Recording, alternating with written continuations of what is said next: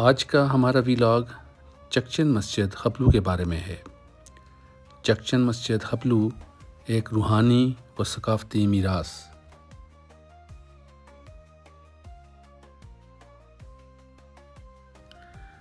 گلگت بلتستان کی حسین وادیوں میں واقع ضلع گھانچے کا خوبصورت علاقہ خپلو اپنے قدرتی مناظر، تاریخی قلعوں اور روحانی روایات کے باعث ایک منفرد مقام رکھتا ہے۔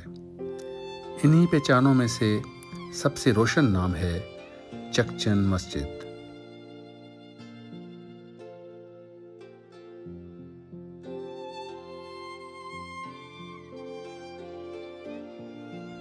خپلو چونکہ ایک چھوٹا سا خوبصورت سا شہر ہے، ہمیں اپنے ہوٹل سے چکچن مسجد تک چند منٹ لگے۔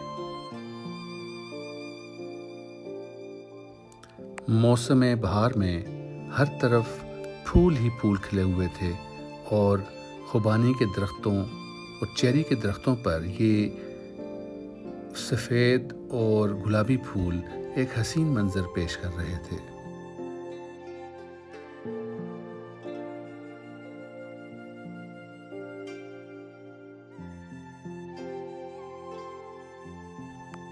چند ہی لمحوں میں یہ خوبصورت نظارے طے کرتے ہوئے ہم چکچن مسجد کے قریب پہنچ گئے۔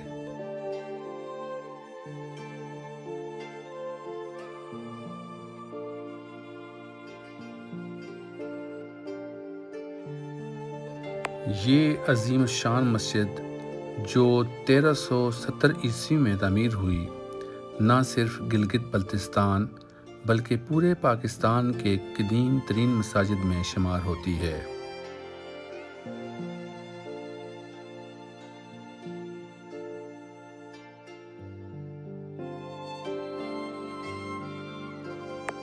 چکچن بلتی زبان کا لفظ ہے جس کا مطلب ہے معجزاتی مسجد۔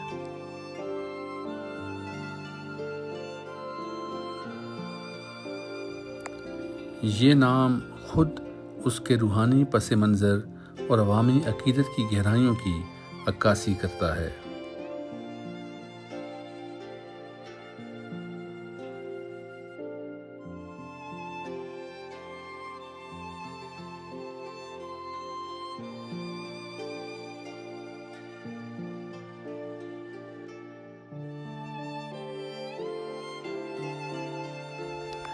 چکچن مسجد کی تاریخ اس دور سے جڑی ہے جب خپلو اور گردنواں کے علاقوں میں اسلام کی روشنی پھیلنے لگی۔ اس سے پہلے یہاں بدھ مت کا غلبہ تھا اور اس مسجد کی تعمیر دراصل ایک روحانی و سماجی انقلاب کی علامت ہے۔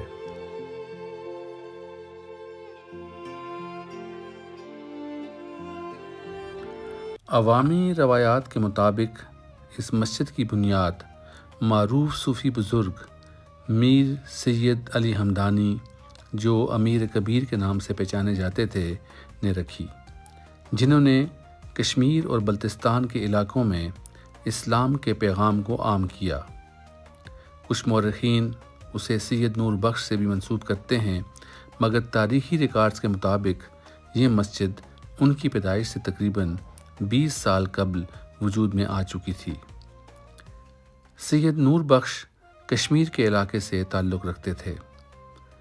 اس سے اندازہ ہوتا ہے کہ یہ مسجد بلتستان میں اسلام کے ابتدائی نقوش کی ایک واضح مثال ہے۔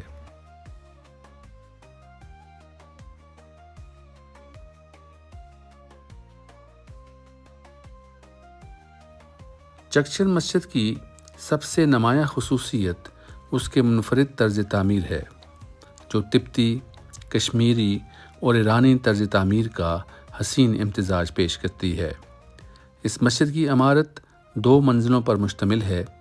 نچلی منزل میں سردیوں کے لیے مخصوص نماز کے کمرے بنائے گئے ہیں، جبکہ اوپری منزل پر مرکزی نماز ہال موجود ہے، جس کے گرد چاروں طرف کھلا برآمدہ ہے۔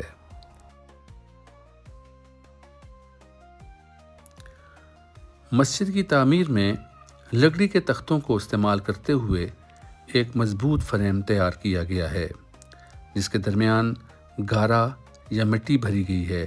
یہ تکنیک نہ صرف زلزلہ مزاحم ہے بلکہ بلتستان کے سخت سرد موسموں میں گرمائش کو بھی برقرار رکھتی ہے۔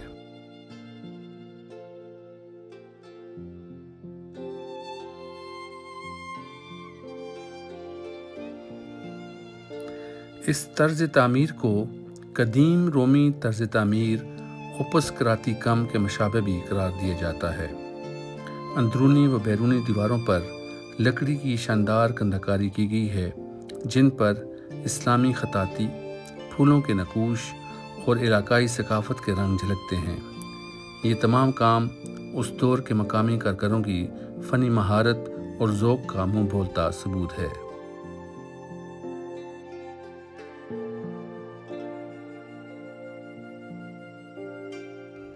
چکچن مسجد صدیوں سے نہ صرف عبادت کی جگہ رہی ہے بلکہ یہ خپلوں کی سماجی و روحانی زندگی کا مرکز بھی ہے۔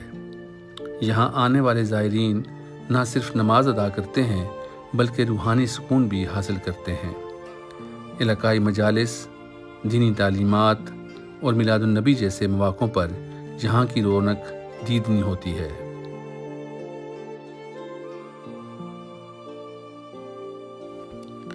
چکچن مسجد کو حکومت پاکستان نے قومی ثقافتی ورثہ قرار دیا ہے۔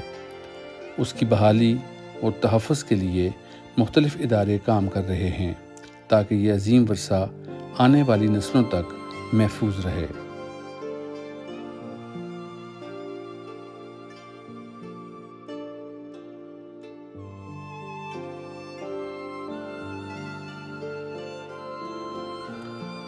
چکچن مسجد صرف ایک عبادت گاہ نہیں بلکہ یہ ایک زندہ تاریخ ہے جو بلتستان کی روحانی بیداری، ثقافتی گہرائی اور فنی عظمت کی نمائندگی کرتی ہے۔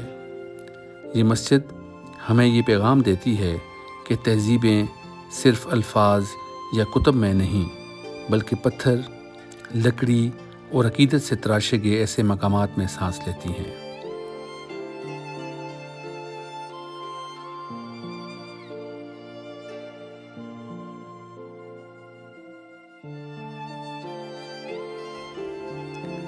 چکچن مسجد میں کچھ گھنٹے گزارنے کے بعد اور اس کی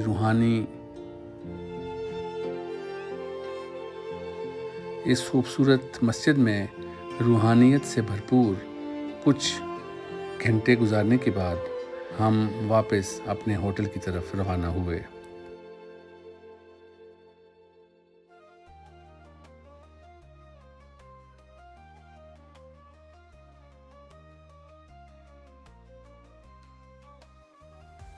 امید ہے آپ کو ہمارا یہ ویلاگ بھی پسند آیا ہوگا۔ اپنی آراء سے ضرور آگاہ کریں اور ہمارے چینل کو سبسکرائب ضرور کیجیے گا۔ نئے ویلاگ کے ساتھ اور نئی ایپیسوڈ کے ساتھ آپ کی خدمت میں دوبارہ حاضر ہوں گے۔ تب تک اجازت دیں۔ اللہ حافظ۔